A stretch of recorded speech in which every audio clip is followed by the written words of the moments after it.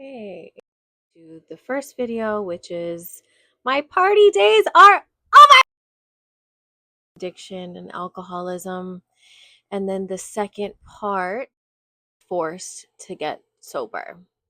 And today I'm going to be talking about the road to recovery, time to get to the best of you. But after I had my second kid and another failed CPS taking my kids for, I don't know, my family was always calling CPS on me. Rehab. I remember that those meetings were always there. Down 2019, 2020, and then I had still hiding the alcohol from the stop. I was also going and I was smoking meth. Wildly bad, y'all. Once again, there was a higher looking for my soul. So something wanted me still on this planet. I had no other option but to go online and look for meetings to go to online.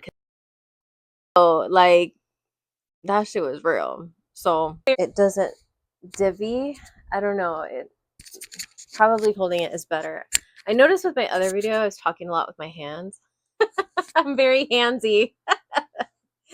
So this will help. But I went online and there was an all women's meeting and I was broken, you guys. I was like 100 pounds overweight. I was super depressed. I did not know what I was going to do because I had this old idea ringing true over and over again in my head to stay with the dad because this was my last chance at a family. That's what I kept repeating every single fight, every single traumatizing experience, every single time my kids were ignored. I kept telling myself, but this is my last chance at a family. Delusional, to say the least. So, anyways, all women's meeting of Alcoholics Anonymous. And I logged on and I had my camera off. I didn't know these women, but I kept listening. And drinking had stopped working. And I knew that this would make me feel better, at least. So every night at 6 p.m., 7 days a week, they would have their meeting. And slowly but surely, some girls my age came on and I would perk up. And then eventually I turned on my camera. Eventually I shared. I remember chronologically, um, you know, taking pictures and tracking my sobriety. I remember how I felt when I finally could look at myself in the mirror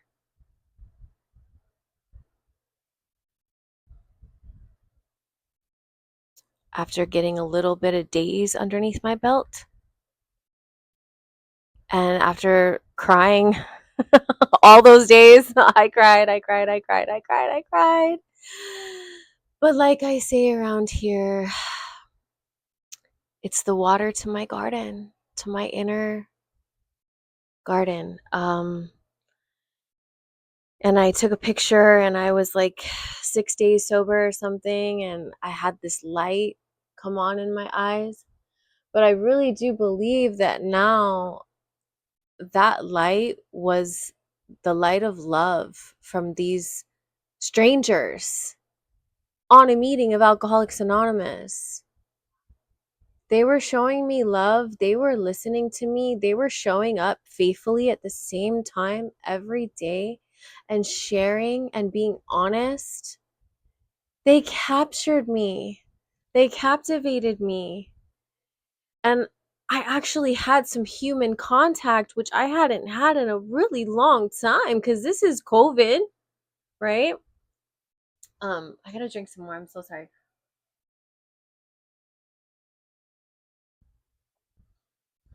Um, this is COVID. And yeah, so anyways, I eventually got like 30 days of sobriety under my belt. Then I got a chance to actually be of service in the meeting. That was amazing to be able to go to central office, buy some books. A woman on the meeting actually offered to sponsor me.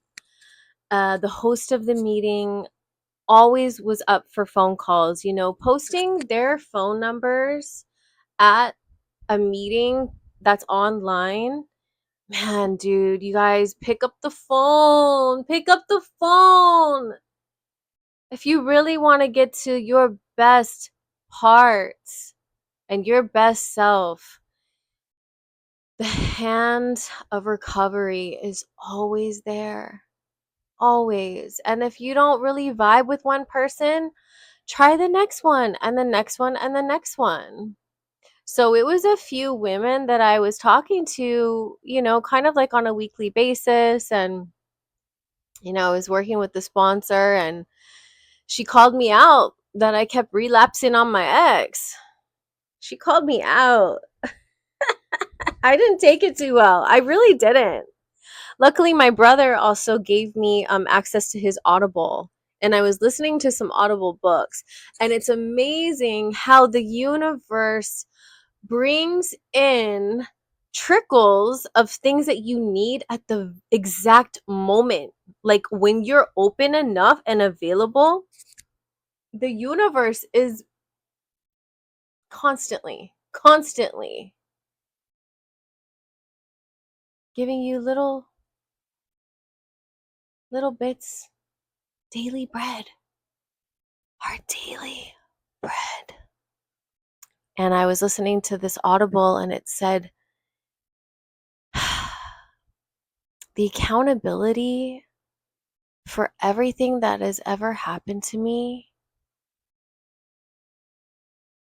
even as a child, when things happen to us as a child, that is not our responsibility. That is not our kuliana. That is not something that we had a part in. But I will tell you um, what I did, at least what I did as a child, is I separated myself. So not only did I have the trauma and actual separation from my bloodline, which you'll hear in the origin story, but what I did was I energetically separated myself from humanity. I checked out. I said, fine, you don't care about me? I'm going to go be my own sovereign entity and just F all you guys. But living a life based on self-will and self-propulsion, yeah, it's fleeting. And I wanted so badly to be sober and work the steps, but I had so many old ideas. I had so much wreckage that every time a seasoned sober veteran would try to tell me, I would get offended all the time.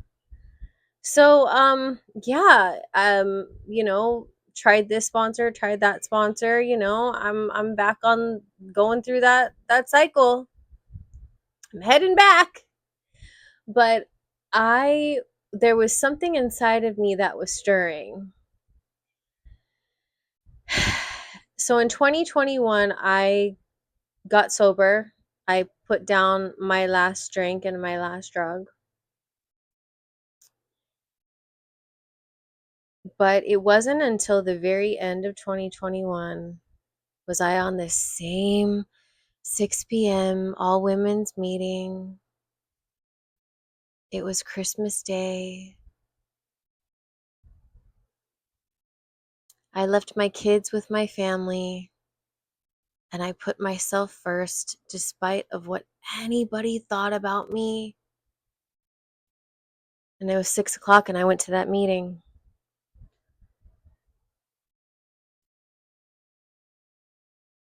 There was a woman that I had seen on that meeting before. I had heard from her before, and I wanted what she had. She transmitted a power and a freedom that I wanted. I was attracted to her energy. So we got to talking. The host left the meeting open after the meeting for us to communicate. This was all still online on my phone. And she asked me if I would like to work the steps with her. Hmm. That fateful day, I'll never be the same. Because what happened was a little seed of willingness. You could call it a little mustard seed of faith. It left me open for a new experience.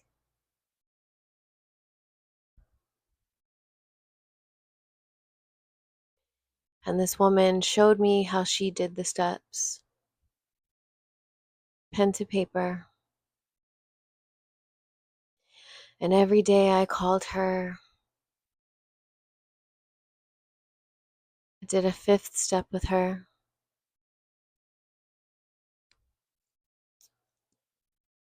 She had a home group, and after 2 weeks of doing the steps, I was invited to go to her home group. But the transmission was still too heavy for my nervous system. I had old programming that was not ready for an upgrade.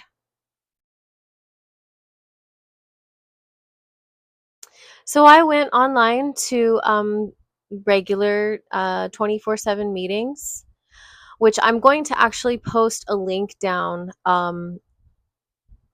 24/7 international meetings, all women's meetings. Other ones are all gender, but amazing. Amazing. Even if you're just sober curious, go to a meeting. What do you got to lose? Sit and listen. I challenge you to sit and listen for 45 minutes. Not just one time, though. You got to keep coming back. Doesn't work like that. Yeah, because I kept coming back to this 6 p.m. women's meeting every night. I started sleeping better after doing the maintenance steps with her. That was the first thing I noticed. I was so wrecked over my broken relationship, and I could not stop this incessant, obsessive brain from shutting off. It's next level, this alcoholic brain. It's next level. You maybe have some normie friends that can go from one delusion to another and not skip a beat and just move on. But no, not me. I'll take myself out a whole 12 hours in the day obsessing over one thing. But this is a breakup. So I'm not invalidating that. It's a big deal. That's my kid's dad. We lived together. We intertwined our lives with each other for a long time. We got together in 2019, and here I am in 2021, abandoned again with another baby again. So obviously I have these patterns because of my programming, you know, whatever kind of soul signature Akashic record just keeps playing out. It kept playing out, but it was time. It was time to get to my best life. And the attraction to another addict was the key. Don't ignore it. My life was on the line. My children's life was on the line. I couldn't ignore anymore. I did the steps willingly, and what I got after 2 weeks, better sleep. The brain started quiet. She taught me meditation. Actually, my brother had introduced me to meditation while I was pregnant. So I called him and I was having a lot of relationship trouble. And he paid for my subscription to Headspace. And I started meditating and visualizing and doing the guided meditations. I will make another video on meditation, you guys. Chef's kiss. Anyways. Yeah, I want to talk about spiritually awakening, becoming nothing, dying to oneself in order to be rebirthed, rewriting a whole new story. Finally, my frequency is of the point to start manifesting a different outcome. Stop this crazy cycle of rehab, job, relationship, relapse, rehab, job, relationship, relapse, kid. Stop this cycle and finally be as free as I was looking for in that bottle. Be freer than the day I first hit that joint. And what it took was becoming anonymous to myself. Because the 12 steps are a way of clearing away old files in my system in order for source, all power, to come in and upgrade my system. Cannot do it with me in the way. Cannot do it with all that inventory and all that wreckage and all those stories still running in the background. Cannot happen. So the remedy is applied. Sobriety is achieved, but that's only one piece. Putting down the solution, I need to pick up another solution. I have to. No one is safe. The streets ain't safe. With my road rage out there, I don't need to be drunk and on drugs. I am restless, irritable, and discontent. How many can relate? Can you relate? You've been trying to get sober. And it's too much. The world is too much. Life is too much without a solution. I'm going to say it again. It's not a choice.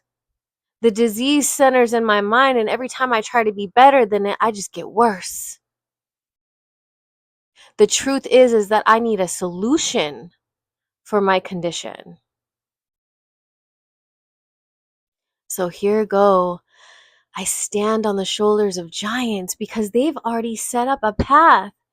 They've laid the toolbox at my feet. All I got to do is pick up the tools and be open to that. What my understanding and trustworthy, some call them a sponsor, but the book says it's an understanding and trustworthy friend. It's not somebody who tells you what to do all day long and you call with all your problems. No, it's somebody to take you through the steps and eventually source all power. The all that is becomes the sponsor because, like I said, the universe is always sending me things and giving me more tools because the universe wanted me to get sober. It was time. Thank God. Thank Goddess. Whatever. Because that's the thing is like, I don't have to pick my higher power. It reveals itself. When the bandwidth and all that programming is cleared away and I have a clear channel, my own personal experience, what the universe reveals is mine. It's just for me. So yeah, I took to the steps and I had to be on a meeting cuz a lot of times I didn't think I had anything to write about. I didn't have resentment and fear every day. I didn't think so.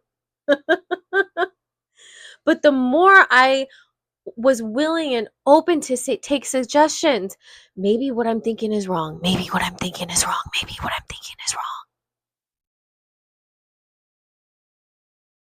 Can you say that? Can you say those magic words, please? Maybe what I'm thinking is wrong. Question what you believe. Question it. I tell you, because you are going to turn into a beautiful butterfly. When you go into your cocoon and you let all being and all power come in through people, come in through circumstances, people, places, and things, right? We don't rely on that around here. But let me tell you, as a spiritual being, you're seeing synchronicities, you're seeing the signs. So I had this one thing come across in early sobriety that said, sit in the question. If you sit in the question, the answer will find you.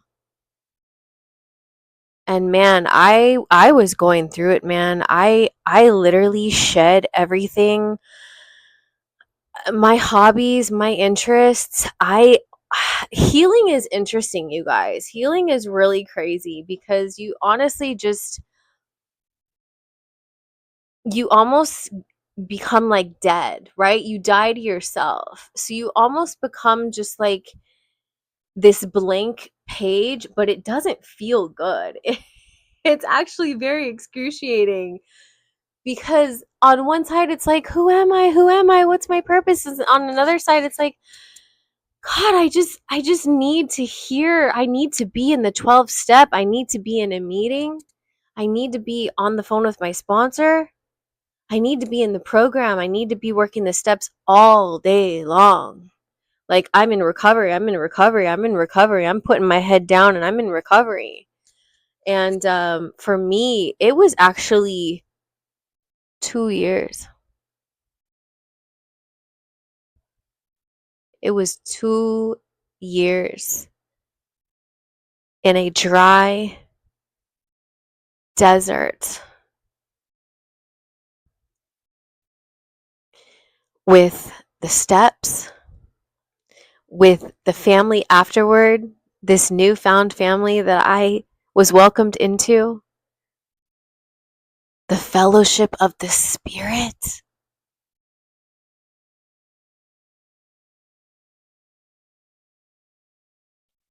All online.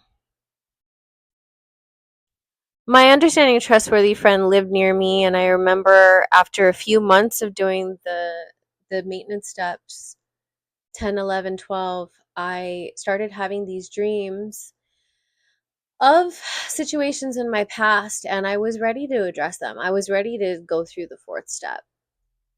So she was so excited. She came over with a worksheet and we did it. She showed me how to do it, and I was able to put a lot of people and places and things, which things are like circumstances, situations. I want to talk about this becoming nothing in order to become everything. She would tell me things like, everything that you're experiencing, everything that you see is all you. It all comes from you. And I could not wrap my brain around that. I honestly, like, that racked my brain. What? No, that is separate. That's separate. That's separate. That's separate. Mm-mm. The illusion of separation. That's the spiritual malady. I have a disease of perception that brings about a lack of spiritual power. Let's talk spiritual power, shall we? How many of you watch sports? I am a huge WWE fan, and I know like most of it is like totally scripted and totally fake. But I think that they really are like fighting, like they really are physically like doing these things to each other, but they're just kind of that's scripted, like it's rehearsed what they do and these moves that they do on each other. But when you hear the announcers, and I used to watch wrestling and think it was real until I found out. It was so heartbreaking. Like, what? This is fake. I thought they were really fighting. But anyway, any kind of sports, you will hear the announcer say, "Look at the spirit. His spirit won't let him quit." There's guys out there who are faster, stronger, taller, bigger, and this little one, you can't keep him down. His spirit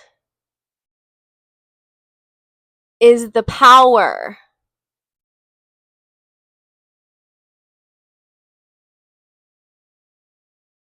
But as an alcoholic and an addict, I am spiritually bankrupt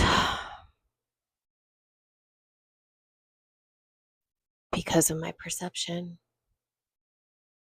because of this illusion of separateness that was my initial, that was my original sin, was me separating. I cannot differentiate the truth from the false.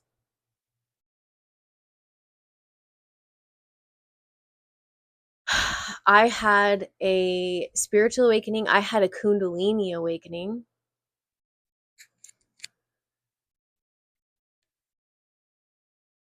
I felt like, so I was really confused because I was listening on YouTube a lot of spiritual stuff. One person in particular I was listening to on a daily basis because my sponsor had sent me a link that I was open to.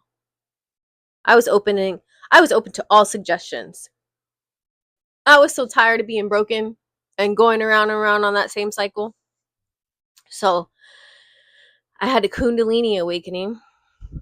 That was crazy. But I do remember, and this is mixed with steps, and meditation is the 11th step, sought to improve our conscious contact through prayer and meditation. I quit going to organized religion. I was so stoked on these meetings in this group conscience of people who lived the steps, who lived sober 30, 50 years. I grew up. I grew up in the rooms of Alcoholics Anonymous.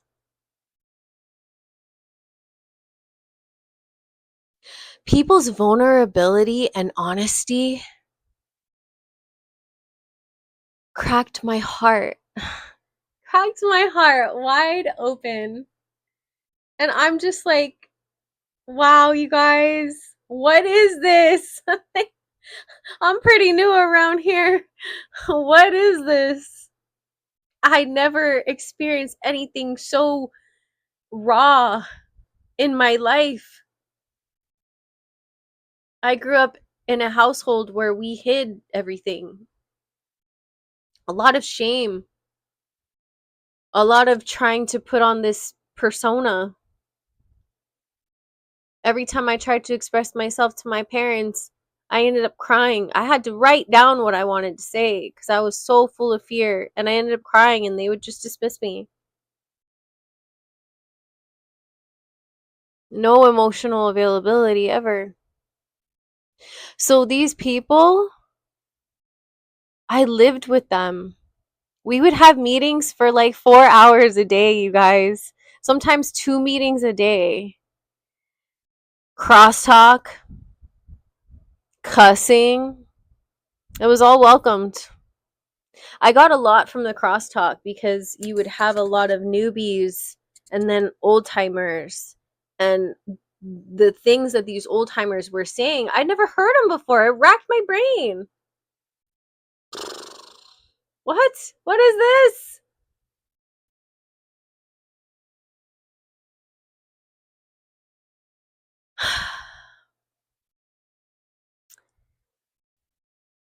If you go through the most stripping, driest of places and don't turn away, you will come out something no desert, no storm can ever take.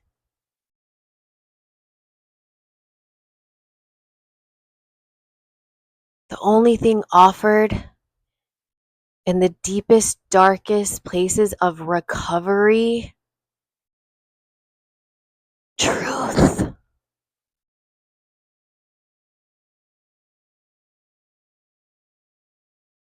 Finally, some truth.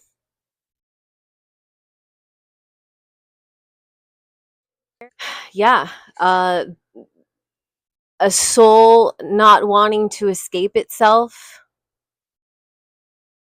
a spirit refined by fire, the fire of truth, the delusions getting smashed. And herein lies the miracle that everything I ever experienced or saw or believed, it all of a sudden was gone. I had no identity. I became anonymous in this world. I became a little tiny cell in a body. And I was so happy there. And I'm still happy there. Um I'm sorry for all the pauses, but we'll refine this. Thank you for sticking with me. I do have, a lot on my mind. There's a group conscience getting taken at my home group tonight, and I already took my inventory about it and I already meditated, but maybe I got to do the steps again, and that's what this group taught me is the steps have to be applied. Like, as much as I drank and drugged, as much as I picked up the pipe to smoke it to get an altered state of consciousness, that's often as I need to do the steps. It's a lot of work. It's great work if you can get it. Because healing, all that shadow work, going back and picking up all those fragmented pieces of myself to try to put something looking like a life back together, it's a lot of work. And there's a lot of people that stay sober without all the work, but do they reach their highest and greatest potential? Can they shift realities just based on their presence alone? Are they really happy, joyous, and free? If you're sober curious and if you're new here, just stay. Just stay with me. Stay in the rooms. I'm going to post a link to the 24/7 meetings. Find somebody that you're attracted to. This is not a promotion of any kind. We don't promote, but I will say that I want to express my appreciation for possibilities coming into my life again. That's the thing that dies with this disease. Not only does the body slowly die, but possibilities.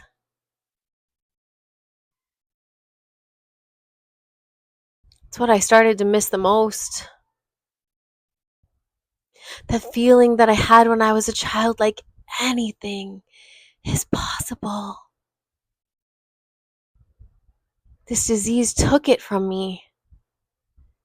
To rebuild a life, the old structure has to be taken down. The foundation cannot sit on faulty ground. It has to get repossessed. I cannot take my self will back. I have to surrender. I have to relinquish that to all power, all being, all that is. Just take it. I can't do it anymore. Surrender. Wave the white flag. And wow, like I'm here. I'm creating this content. I love you. I'm rooting for you. Keep me in your back pocket. And if you are curious about what all this is, just stick around. Because we're going to find out. We're going to find out how to restructure and rebuild a life beyond our wildest dreams. To get back to that state of being hopeful. It's never too late. Anything is possible. The hand of recovery is always reaching out. Just answer the call. What have you got to lose? You got me. I'm here.